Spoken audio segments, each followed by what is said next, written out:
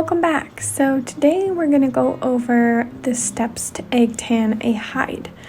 I will be using a sheep hide, but you can use this method and these steps for pretty much any hide you would like to tan with the fur still on.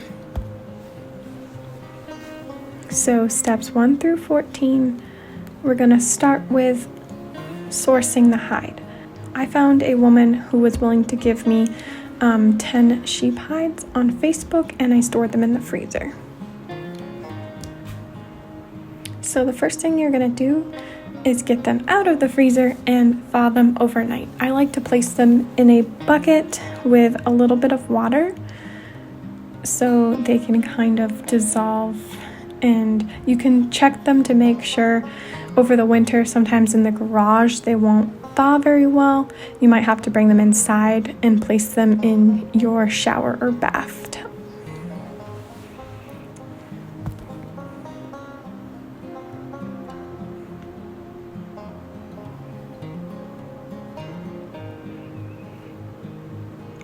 But once they're all thawed out, you can place them in your bathtub. I use our extra bathroom downstairs so I don't get the one we use very dirty.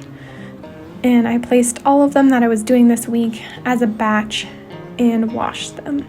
So I do use a little bit of borax, but most of the time I just use what kind of detergent I have on hand for laundry soap.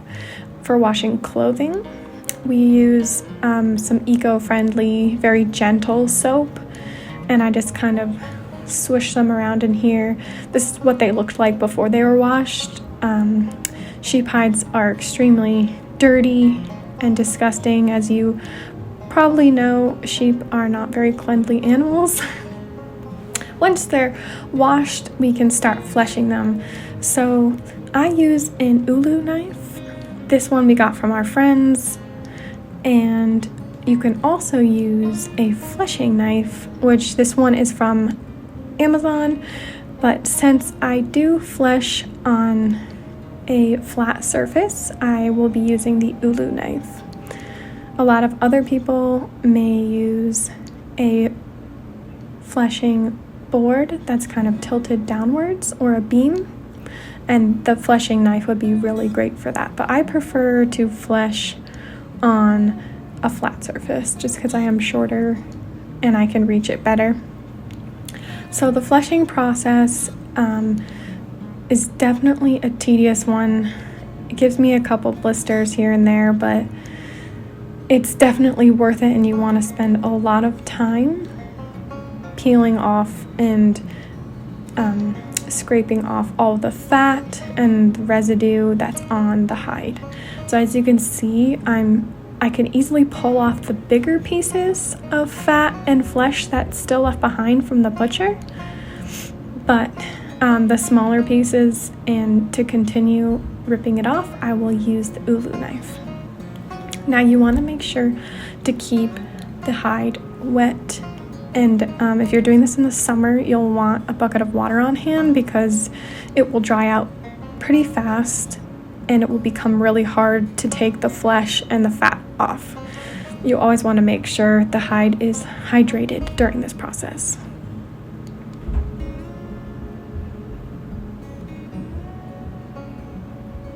So as you can see, I'm using a pushing motion, not to cut the hide, but just start to separate the flesh and the fat from the hide and the skin itself. And once I get this started with a knife, I can go ahead and peel it off with my hands. I honestly do really like to use my hands as much as I can. People doing hides, like smaller ones, like a rabbit, could easily do it with their hands without using that much of a knife.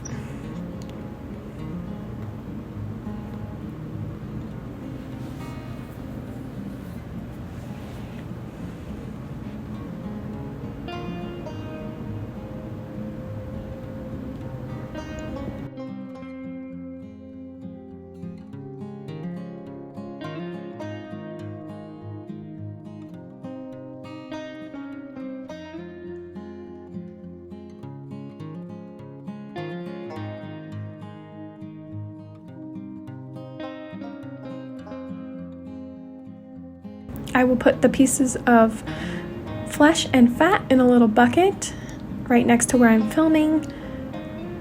I always make sure to package it up in a plastic bag after and throw it away in the trash so nothing gets to it.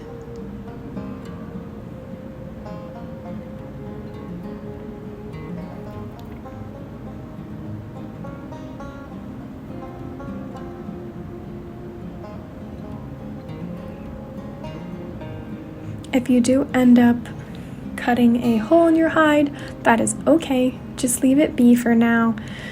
Sometimes you'll notice if the animal you have sourced your hide from was a female, an older female who is either given birth or nursed, you can see the holes from her nipples, which can make a bigger hole, so just be careful around those areas. And the neck area is the hardest to flesh. It's a very tough area. You'll see that it's extremely hard to stretch as well at the end. But you can feel free to cut off the leg, the front and hind limb areas, but I prefer to keep it natural and leave them on.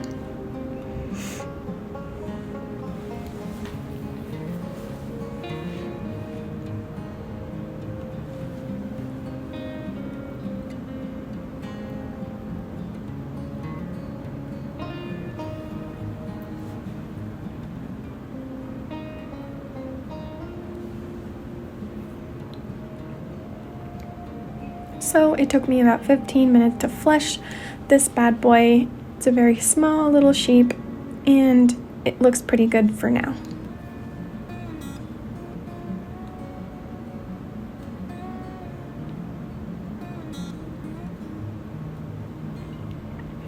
Alright, so next we are going to salt the hide. The salt is a really good binder for the hair to make sure the hair does not slip off the skin.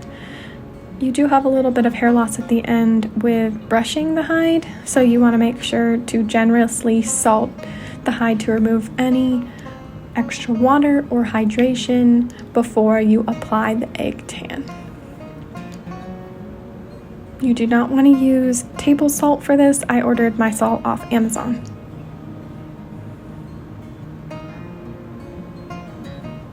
And as you can see, I'm making sure to get every single bit of the hide, but not getting it on the hair. Make sure even the little tiny parts do get salt.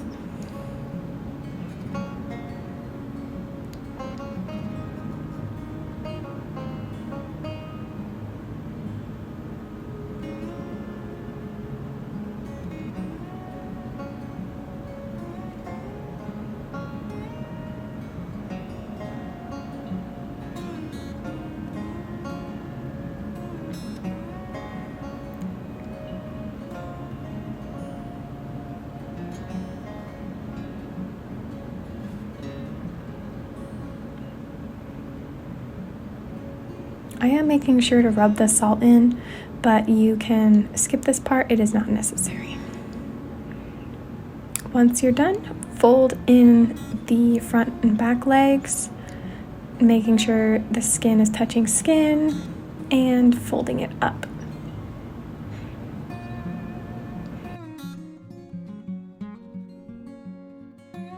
I place them in a bucket for about a week and then I check on them. Since it is winter time, you can leave them for pretty much as long as you want.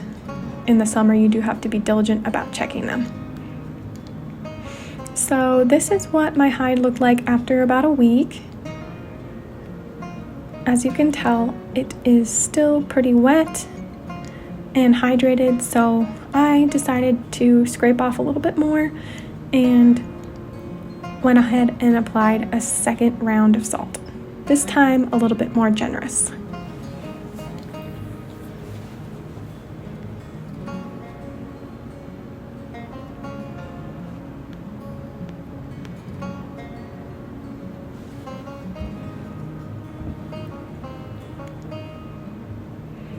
As you can see, the hide completely absorbed almost all of the salt that I put on last time, so I'm making sure to put double as much salt this time.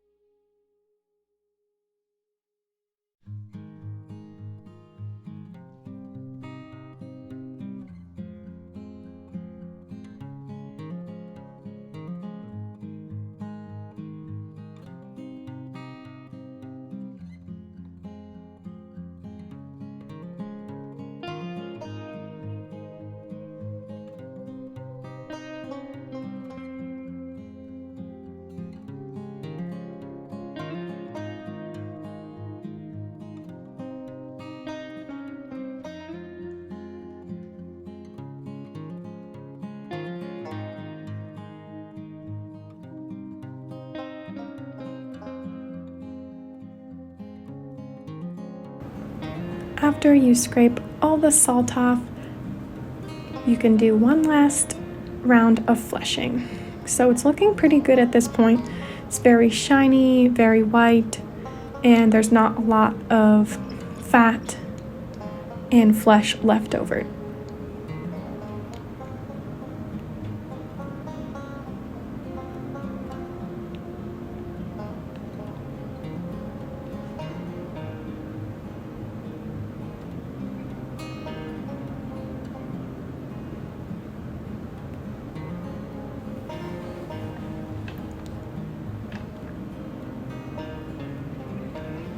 I'm just going to go over it once more with the ulu knife and begin scraping and peeling off any leftover flesh and salt.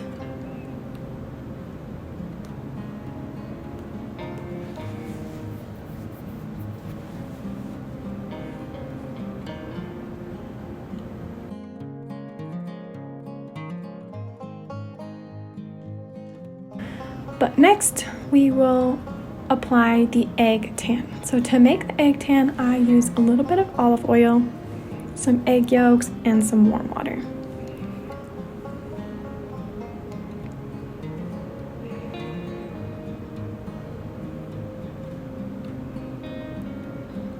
So I just drizzle a little bit of olive oil, and then I'll crack 2 to 3 eggs. As you can tell, I was not paying attention and got some of the egg white in there, which is okay. It's not the end of the world, but try to just separate them and put the yolk.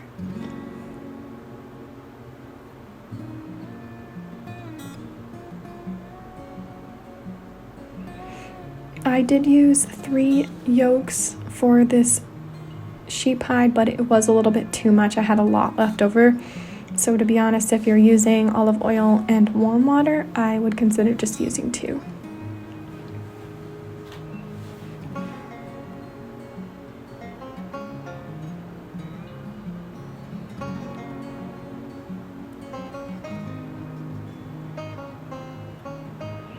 You can also tan your hides with several different other materials. I will be doing a video about how to tan with alum, which I've done before and really enjoyed, but this was definitely a new experience for me, and I was really excited to see how it turned out compared to the alum tan.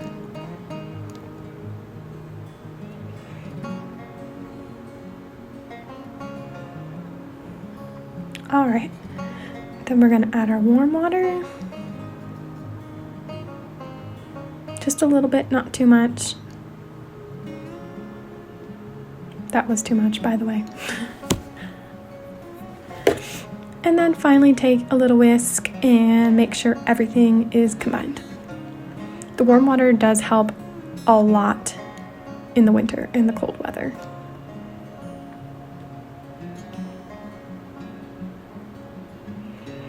Alright, we're back and we're going to apply the egg tan. I just used my hands and kind of poured it over the hide, but if you have one of those paintbrushes, you can paint like breads and pretzels with like butter, this would be the time to use it.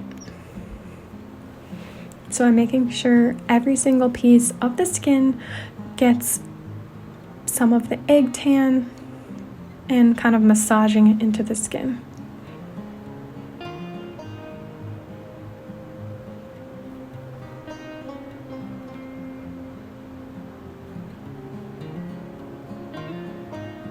I do recommend doing this over a cloth or a towel just so your surface does not get all eggy and gross.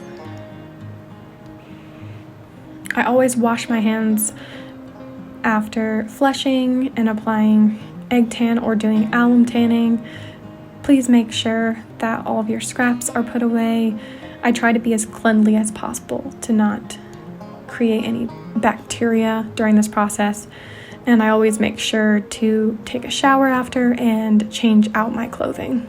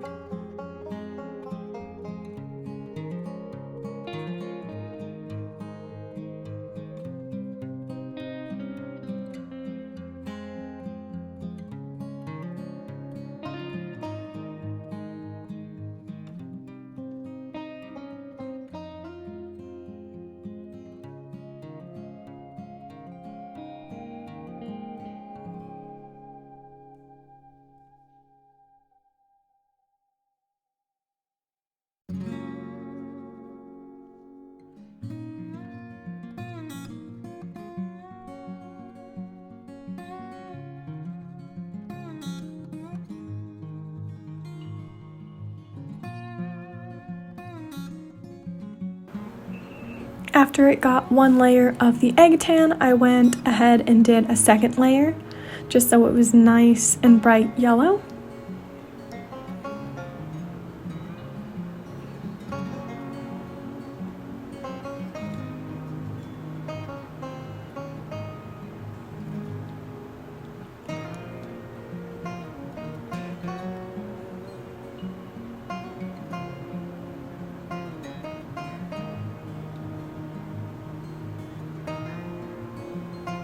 And finally, drape a damp towel or cloth over the entire hide so this egg tan does not dry out.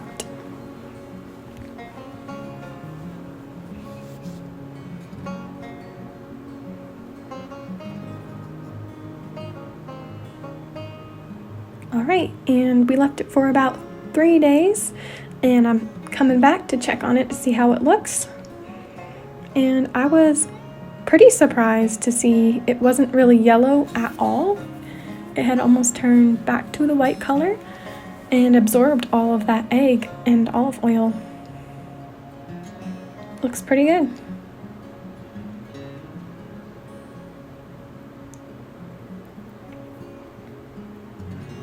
Here's a close-up of the skin. And then we're gonna wash it once more. So we wanna make sure it's very clean before we dry and stretch it. So as you can see, everything has dried out and it's nice and brownish yellow. And when you are stretching the hide, you do not want it to dry out completely. This is pretty much, I'd say like 50% dried out. You can tell the middle of the hide is still wet, which is totally fine. You want to gradually stretch and break in the hide while it is drying. And this is a very hard process. This is probably the hardest step and the most tedious. This took me well over 4 to 5 weeks since I do work a full-time job. That's 12 hours a day. And as you can see, the yellow turns to a nice pale white once it is stretched. I use the corner of my flat surface. You can use a chair, you can use a beam, you could pretty much use anything that will stretch and break the hide without ripping it or damaging it. The hide next to the one I'm working on right now is one from an alum bath, and it is still drying, but you can tell that one also needs to be stretched eventually.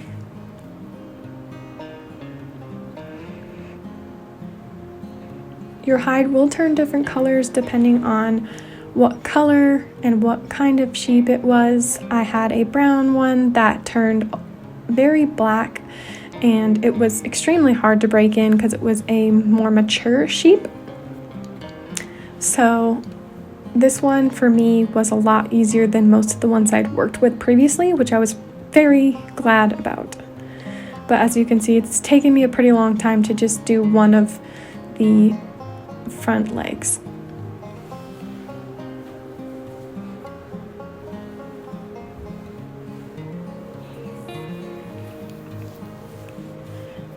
And I'm feeling the hide just to make sure it's turning a nice, soft, white leather consistency once I'm stretching it.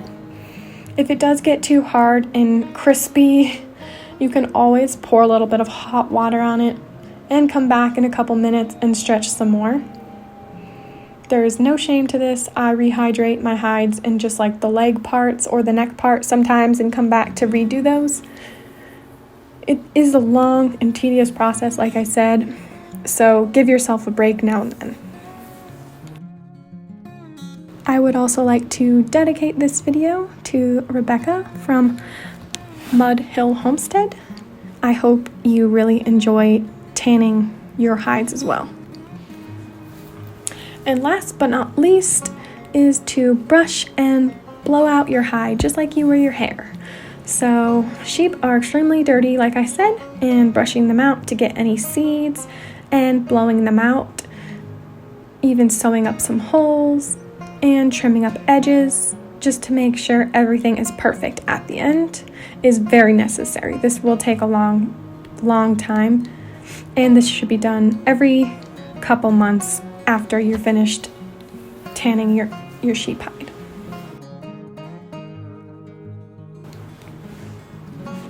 And it's very optional to smoke it at the end to make sure it's waterproof, but I chose not to do that, and it turned out pretty good.